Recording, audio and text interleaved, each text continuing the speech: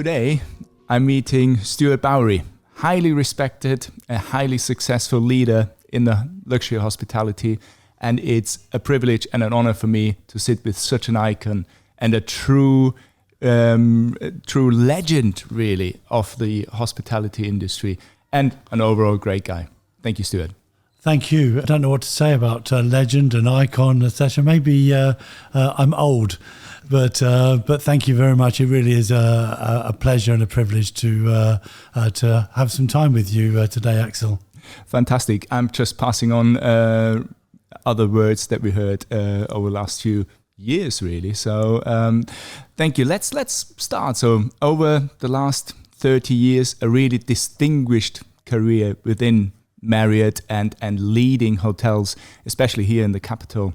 I'm just interested what you love most about the city and about the hospitality you can find here. What I would say is I feel immensely privileged to be associated with the industry. I've been very much a home bird, worked throughout the UK in the last 25 years plus in London. And I've been fortunate to work in some pretty, I would call it iconic hotels, whether it be here at Grosvenor House and prior to Grosvenor House at London County Hall overlooking Westminster.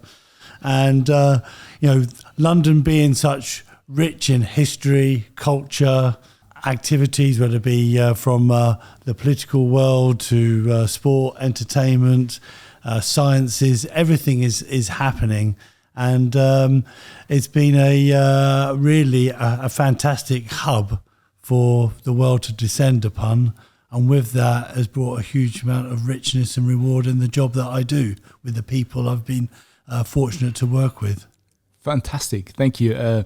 You really ooze your passion about what you do day in, day out. And you mentioned the JW Grosvenor House as one of the flagships for Marriott and an iconic building and hotel, not only in London, but in the world. So how is it to be on the helm for such an iconic property? Well, when I arrived here in 2011, I sort of gasped as I approached the hotel my first day. And, when you've got London's largest luxury hotel, the first hotel on Park Lane, it opened its doors in 1929, and to be given the keys to such a grande dame was a huge amount of responsibility that I was going to embark upon. So I'm conscious of there's a huge amount of history, but there's also a commercial responsibility that we need to be relevant. So it's trying to keep the best of the past, but looking forward and protecting our heritage, our culture, and inspiring the team to really excite the guests who come to stay here. That's amazing. And I can just say that welcoming piece is just second to none. I feel so privileged to have had the chance to stay here, and I will definitely come back. But you mentioned your mission here. What do you see your mission, especially with the JW Grosvenor House? Do you see it to preserve or really to evolve, or both? Certainly both. I've got to make sure that we remember where we've come from and keep that trajectory going forward with a sense of relevance. There's steeped in history and all the hotels in London, and London's blessed with some many iconic, historic and highly regarded hotels. And Grosvenor House is renowned for events and grand occasions, and the Great Room is pretty unique, hosting up to 2,000 guests in one grand ballroom on Park Lane. And with that becomes a huge amount of responsibility. So we've got very much the domestic events and occasions, but also, as a JW brand, we need to be a flag bearer for Marriott as an organisation. Mr. Marriott himself personally wanted Grosvenor House when it became available. He actually gave the blessing for my appointment, and I'm conscious that as an organisation that I need to make sure that we deliver the brand values associated and what's expected of this. And that you do. Do you see anything unique about the visitors, the guests that come to the city? I think, London being a hub is really, whether it be transatlantic, it's very popular with the US. The city itself is, a gateway to Europe, but everything about the pomp and pageantry of royalty. What I love about London is the seasonality of events. As we approach spring and the daffodils come out, we start going into, the Chelsea Flower Show starts in May. Then you roll into the Epsom Derby and Royal Ascot. And then you've got Henley Regatta and the cricket season starts and Wimbledon. So, and then there's obviously the Formula One Grand Prix, and then you move into August. Hyde Park comes alive with all the big concerts. And this summer we have Bruce Springsteen. Last summer was the Rolling Stones. And then as you transition into the autumn, you get ready for the winter wonderland and the transition. So, there's so much for people to indulge in, and from the theatre, the history, the museums, the architecture, the shopping. So what's not to like about coming to London? And then it offers a great gateway to Paris and the rest of the continent. Yeah, I couldn't agree more. And being part of the city and working in iconic hotels within the city, how do you see the changes over the years, and maybe even particularly over the last 3 years? Well, the last 3 years were a significant reset for the world, and during that COVID period, we all sort of stopped. We took stock, but the recovery has been absolutely immense. Yes, there may be hurdles and challenges, but our industry's been very, very resilient. I mean, there's that passion across the hospitality industry that is as strong, if not stronger today than there was in the past. There may be setbacks with recruitment. There may be setbacks with, the cost of energy and food supplies, etc. But there's still that positive passion for great experiences in the food and dining scene. And going forward, I think we'll continue to evolve. And I think probably what is more apparent, I think pre-COVID, as we call it, there was a clear distinction between business and pleasure. Now it all seems to sort of blend into one. The digital age, people can come and do business, take time out, indulge, relax, keep a check on business, and relax and evolve, and it all becomes one.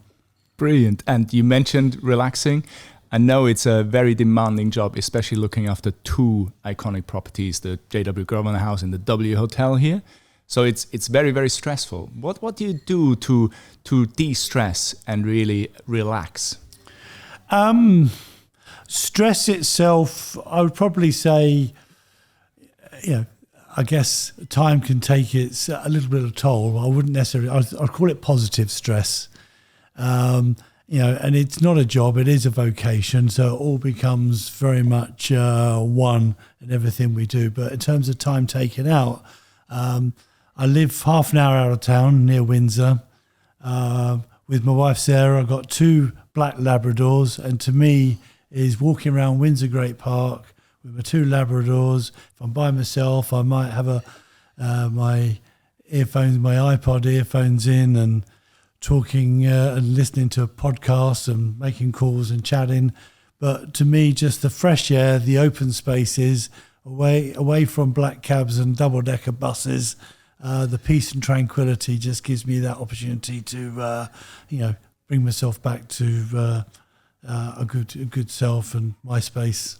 Fantastic. Sounds idyllic, and I really feel for you because I have 2 labs as well, and they just make your life. Yeah. It's amazing. Regardless of how tough a day it may be, and you come home and they give you that unconditional love. It just takes everything away. Totally. And apart from relaxing at home, do you enjoy travel yourself?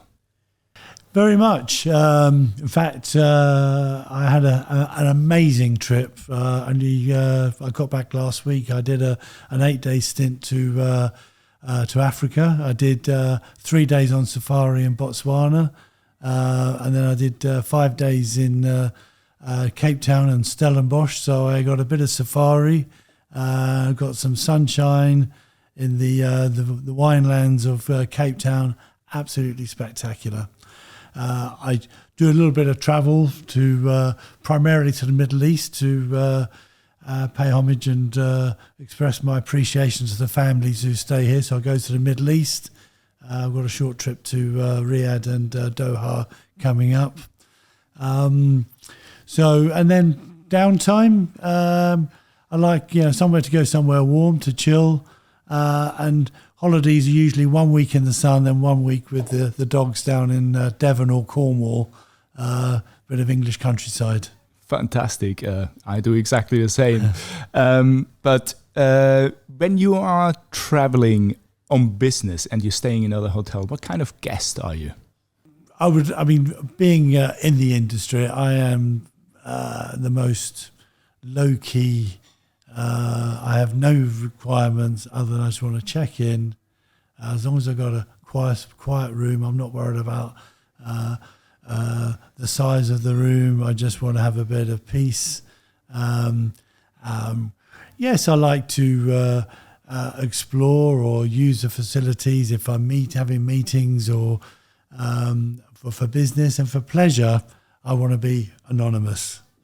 I don't want to be known as the hotelier coming to stay in a hotel. I just want to come in. Invariably, I try not to stay in a Marriott when I go on holiday. And I want to be that anonymous guest just to chill out, use the gym in the morning, have breakfast, and whether it be on a beach holiday, and maybe go and explore the environs. But I'm a very low-key, low-maintenance guest. And I totally believe you, and I see that in you. And we mentioned already that you're looking after the W Hotel as well. And we just seen the launch of the WOW gaming room. And I just wondered what your experience is with that. The gaming room was quite inspired by the team. They said they wanted to create something unique. And the team found some collaborators, and there's a particular gentleman called Vicstar from the e-gaming world, and we managed to get support from the gaming experts, and we created this gaming suite, which has proved to be very popular. And it's gaming is one of those things that is out there. It's got an amazing following. I wouldn't say it's sort of the traditional hotelier's vocation, but the W is all about being different. And moving into that space, we got a fantastic support after this launch we did with Vicstar and Julia Harding, who's a tech expert in the gaming world.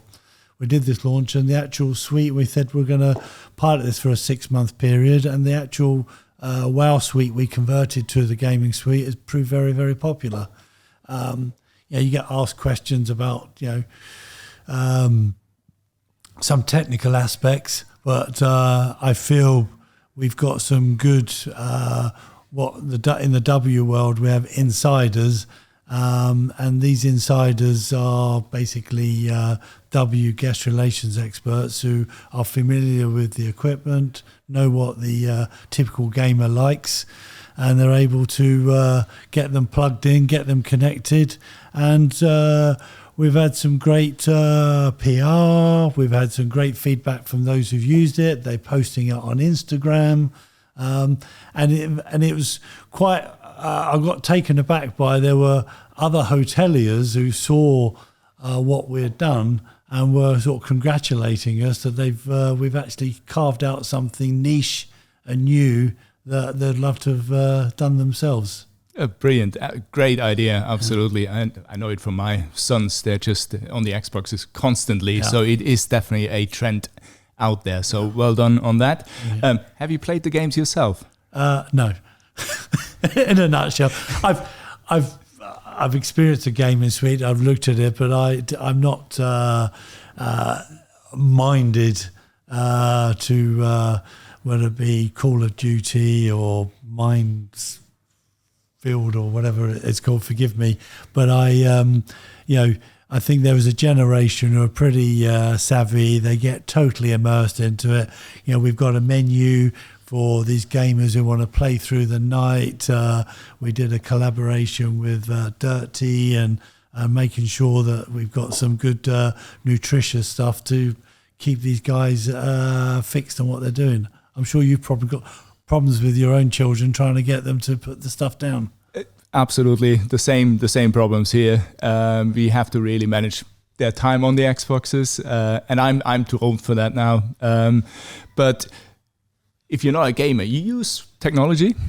Very much, yeah. I mean, gadgets. I've got nearly every Apple appliance you can think of. I don't know if we should be using brands or not, but whether it be, I've got a house full of Sonos sound boxes, sound bars, and I quite like sort of using my apps to not only just keep connected, but very much to keep control, whether it be around personal finances, whether it be through business tools, making notes so I can make sure they're, I'm constantly got that connectivity, and anything that I can do is all aligned and, connected.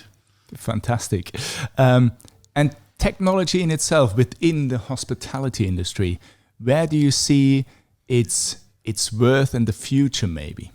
Without a doubt, technology is going to be more and more meaningful in hospitality. And I think different guests have different needs, and is trying to make sure that the efficiency of technology can, whether it be your folios, your check-in, your guest profiles. We're all travel. We've all got the airline programs on. They do your seat allocations. Marriott, similar to other big brands, have our own mobile platform for guest check-in.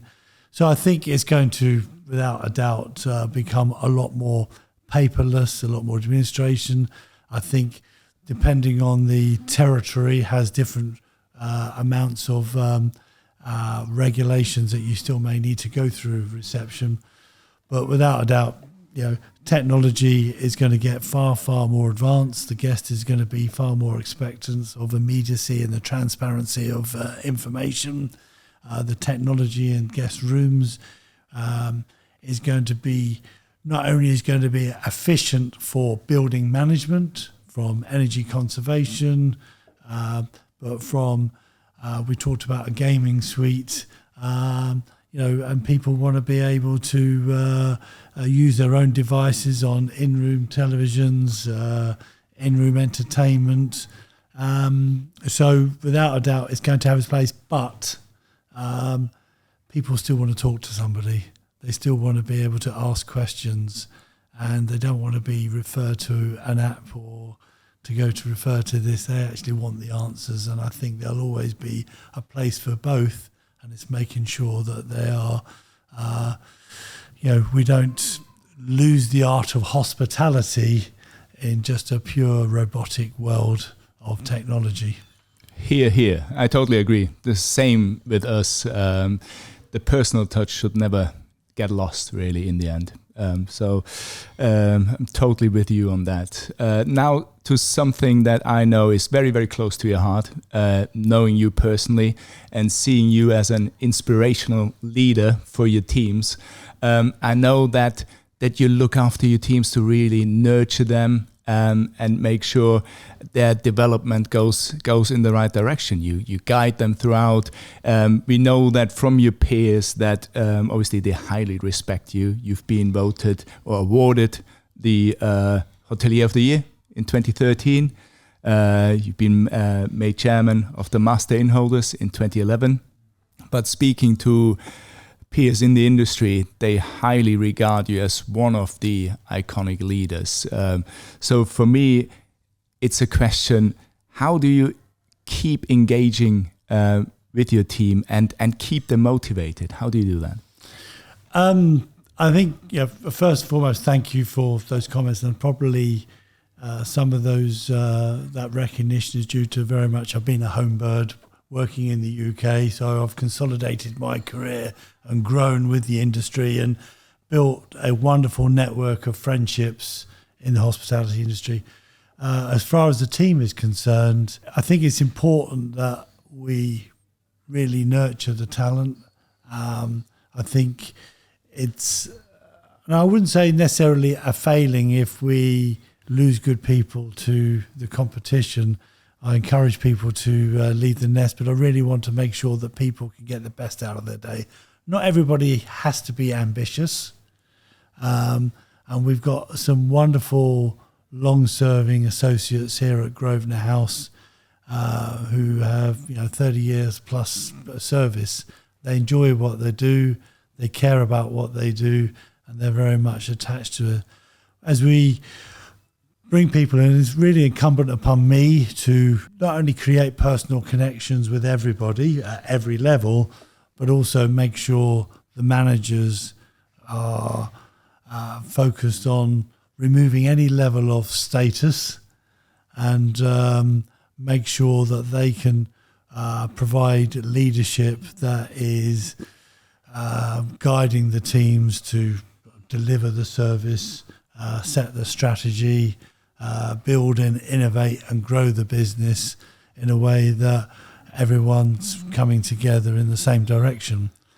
But I think there are some fundamental attributes and daily rituals, and that is very much about the visibility and the communication of yourself. And when I drive in the early hours of the morning, I will phone the night managers of Grosvenor House and the W, chat to them what's gone on through the night. I come in the morning before going to the gym, chat to the night porters, the night manager. Part of the day, whether it be, there's always time for meetings, but the guest transit traffic is typically around breakfast time, lunchtime, and evenings, and that's the time when our managers should be visible when the guests are transitioning around, and that's the time we need to make sure we're supporting the troops and creating those experiences for the guests. Fantastic. That's great and invaluable insight, really, in the daily operation. What's the latest advice you've given to your team members? When people are perhaps looking for their next position or growth, is perhaps as there's an old adage, all that is gold doesn't glisten, and is making sure people are not being lured away by the bright lights of another business. Make sure that anyone's next move or career move is really supporting their ultimate imperative, and making sure that people are taking on their next job or responsibility is that seeing them on a path that fulfills their end aim. And if they want to become a functional expert, or if they want to become a general manager, and make sure that it's not all about just the financial worth. It's all about making sure that they're going to get a sense of fulfillment, and it's going to support their long-term career aspirations. Oh, that's brilliant. That's really good advice. And when was the last time you've been really or extremely impressed by something or someone? I think I was very impressed recently. When you come from a city like London, even the less fortunate comparatively are quite fortunate. And when I was in South Africa, and you see the service ethic from people from such humble, perhaps impoverished positions, I was highly impressed by the level of service, the care and the attention and the service ethic of some of the places I stayed. That's great to hear. What was the best advice you've been given in your career? I think similar to some of the advice I'm imparting is really make sure that you are going to take on your next job that is going to meet what you personally want. For example, there is some people have taken the international route, and the advice I got was, if you're going to go work international, what is your plan to get home? Because some people go on the expat route and they get lost and they're off the grid. How do you get back onto the grid? And that's not necessarily worrying me, because I've been very blessed with lots of international travel, but I've been very much consolidated my career here. Another little bit of advice I got was keeping things personal. And I know when we, just before we started this interview, talked about the little welcome note. And I made a mistake once, and I was writing notes. This is at my past hotel at County Hall. We had a regular guest, and I used to write these little notes. And one day I got my assistant to type a card, and I sort of hand wrote his name at the top. And he pulled me up and he said, "Don't ever do that again." I said, "What do you mean?" He goes, "Your personal notes mean more to me than anything." And I agree. I was chuffed to bits last night to read your personal note on the side in the room, and it makes such a big difference. So, no, don't ever lose that. That's amazing. Within your life, really, who inspired you? That's I mean, there's lots of industry icons I admire. In terms of inspiration, I think, sadly, we lost him a couple of years back, Arnie Sorensen. And I must say, my personal encounters with Arnie were always inspirational. He kept things at a very human level. He used to ask questions. He was interested. But in a very considered manner, and without a doubt, he was very much an inspirational leader. Oh, I totally agree. I was blessed to meet him several times, and he even listened to me and was engaging. And yeah, a very, very inspirational icon, 100%. An easier question: what was your best day in your working life, and why was it so special? There's a number of good days. When you always start a new job, new hotel, it's always an exciting one. I think being recognised by peers was a memorable day. And when I was awarded Hotelier of the Year, God bless a dear hotelier friend who passed away 3 weeks ago, Stuart Johnson, from Brown's Hotel. I succeeded him, and it was a very special day, him taking care of me, my wife, and walking into the room at Brown's amongst the finest hoteliers in the land, and being that I was made to feel very, very special, and thinking this is an absolutely amazing industry. Fantastic. Congratulations, and well deserved. You have been working, as we covered already, in the UK, very much in Aberdeen, in Glasgow, in London. Does it not draw you to other more sunnier places, maybe?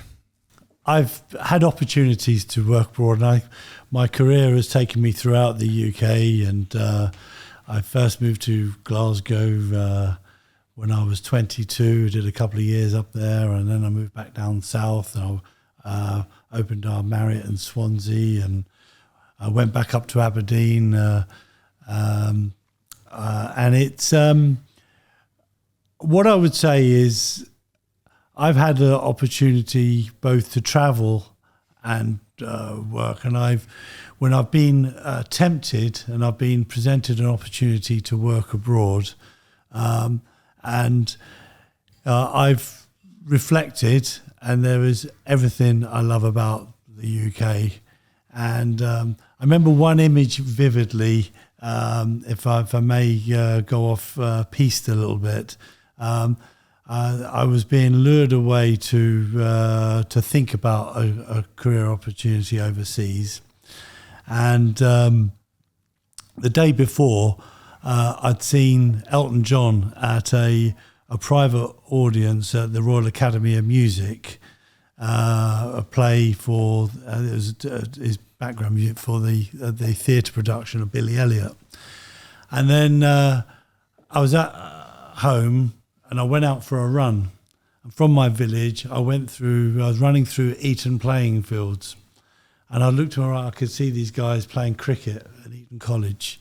And I'm running through Windsor, and I could see Windsor Castle. And then the following week, I knew I was going to go to Barbados to go on holiday. And I'm thinking, I've got everything. Why do I want to give this up? As long as I can stay relevant and work hard to reinvent myself in the job that I do. And someone once said to me, you've got to be like Madonna, keep on reinventing yourself and making yourself relevant. The company has been extremely, extremely good to me. They've created career opportunities. When I moved to my previous property at County Hall, I was there a couple of years, and then I was presented an opportunity to be a cluster general manager for 8 hotels, as well as being general manager for that. When I moved to Grosvenor House in 2011 to take on such a flagship property, the company's bestowed a huge amount of responsibility, and with that in mind, I've tried to take time out, travel, see the world, but make the most of what I think I really have been blessed with. That's amazing. And traveling around the world and seeing other Marriott hotels, which Marriott hotels impressed you the most, apart from your home property? Well, 30 different brands. There's so many different, I could be impressed by having a good night's sleep in a Moxie hotel in Glasgow. If I look at the other extreme, I think it's absolutely magnificent to see the scale of what was built as a palace, the Ritz-Carlton in Riyadh in Saudi Arabia. The ones I actually are greater connections with, I enjoy things like hotels in our luxury collection. So the Maria Cristina in San Sebastian, or the Alfonso XIII in Seville. These hotels have got history and storytelling, very similar to Grosvenor House. Absolutely, I agree. I actually like Marquès de Riscal also, which is obviously one of the oldest wine resorts. So I had a really, really good stay there. So I'm totally with you on that. In terms of the future of hospitality and guest experience, where do you see our industry going? I mean, we've come a long way from what was the traditional 3, 4, 5-star hotels to, the shabby chic, the boutique lifestyle, the classic luxury hotels.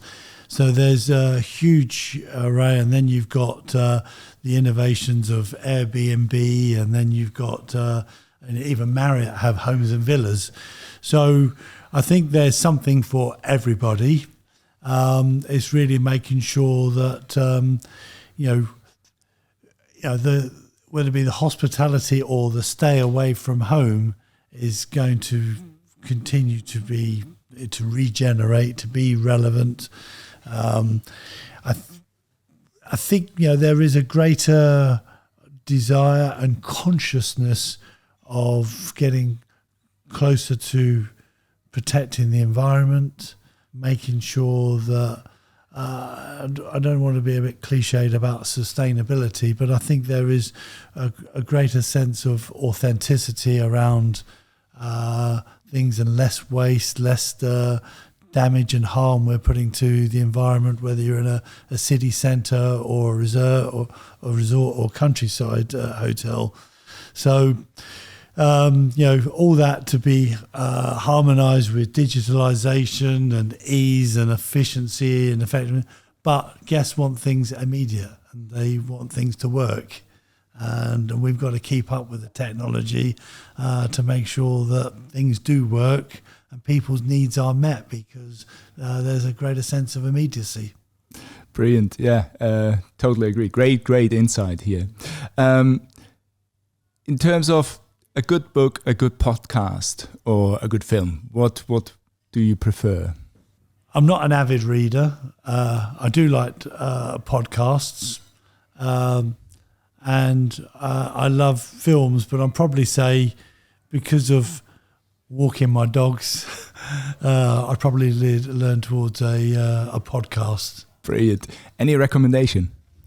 There's two I tend to follow. Believe it or not, one's called Crisis, What Crisis? And it's by a chap called Andy Coulson, who used to be the communications director for David Cameron and the editor of the Sunday newspaper. But he interviews leaders who have had to navigate through a crisis. And you really learn the art of resilience and how people can deal with things. And I'm just fascinated by some of the experiences some of the world leaders or people from everyday life have had to cope with and that. And so Crisis, What Crisis? And another one, a dear friend of Grosvenor House, and he actually did some podcasts for Grosvenor House, a gentleman called Giles Brandreth. And Giles, he does a podcast with Susie Dent called Something Rhyming with Purple. And they talk about the English language and the origins of the English language. And it's fascinating where some of the words have come from Shakespeare times, from the German Saxon elements to the French Norman elements, and how the Norman conquest with the Saxons have really amalgamated the modern English language. That's amazing. That's a fantastic insight. I know I will check them both out 100%. About the English language, I learned, because I just jumped on a course with Duolingo, and I learned French, or refreshed my French, and I learned that 60% of the English language is actually French, or stems from the French. So that was quite interesting. So that made it actually easier to learn the language in the end. What is your most treasured possession? Putting the wife and the dogs aside. Probably, actually, there's the one thing I'm wearing it, actually, is my Breitling watch. And that was gifted to me as a complete surprise by my wife on our wedding day. Fantastic. Wow. Yeah, no.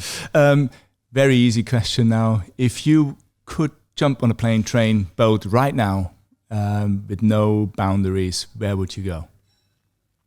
Am I allowed to? But yeah. Okay. Two extremes. One, just to chill, beach in Barbados.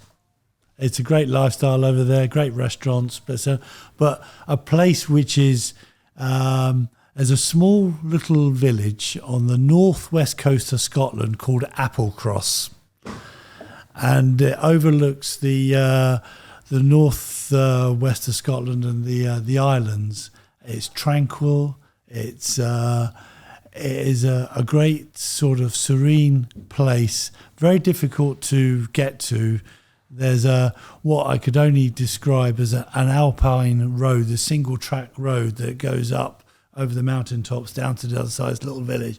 And it's just absolutely idyllic. Fantastic. There are two extremes, really, but I need to check them out. But going there, what would be your soundtrack? If I could put a little compilation together in the embracing technology and my Spotify, I'd probably put a little bit of past and present. And as a teenager, I grew up and I loved the Stranglers. Very nice. And so a bit of Stranglers, a bit of easy music from Van Morrison. I'm a big Bruce Springsteen fan. And there's one group who did an album as a one-time called the New Radicals. Oh, gosh, yeah. And I'd put a big combination of that together, and that would keep me happy. Wow, that's an amazing soundtrack. And actually, Bruce Springsteen was my first LP I ever bought with my own money in 1984 or something. Well, I'm seeing him in Hyde Park this year. Wow, very, very jealous. Last question, Stuart. Yesterday, we had a meeting with Stephen Nash at the Escapade in Silverstone, one of your old teammates. And he had a question for you directly. And his question is, how do you handle two extreme different properties on the opposite ends of the luxury hospitality industry efficiently, looking after them both? That's great of Stephen to put me on the spot. He's a great, he was a great leader within our business. So pleased to answer, quite straightforward, really. I mean, clearly I'm, as you see me now, I'm very much a classic luxury guy. But when I was presented the opportunity as to be multi-property general manager for both JW Grosvenor House and the W London, what I immediately recognise that there's a brand that I really got my mind around, but there was also a level of expertise, and my fundamental role is to allow them to express themselves and activate the W brand in the way that it is merited. How I approach it, it's not white ties and white shirts and ties. I try to adjust to accommodate the environs of a W hotel, the informalities of it. And when I say the informalities, there was something that resonates and really makes me chuckle. Was one of my concierge popped over to the W to pick me up and give me a lift back, and the welcome ambassador there said, "Oh, are you waiting for Stuart?" He said, "No, I'm waiting for Mr. Bowery," and that really identified the two. And we are just people. And the team there have the same level of passion and approach to delivering the W narrative as we do at the Grosvenor House for the JW narrative. So in my part, there's clearly, Marriott's got 30 different brands, as we've said. The W is a brand, the JW is a different brand. It's making sure that we've got the best guys on the stage to deliver that guest experience that's relevant for them. Fantastic. What a great answer and a great insight. And ultimately, Stuart, we're going to have a chat with Morten Skumsrud next. And I just wondered if you have a question for him. Well, Morten and I worked a few years back, and he was an absolutely fantastic hotel manager here at Grosvenor House. The man is a machine, works diligently, very thorough, very meticulous.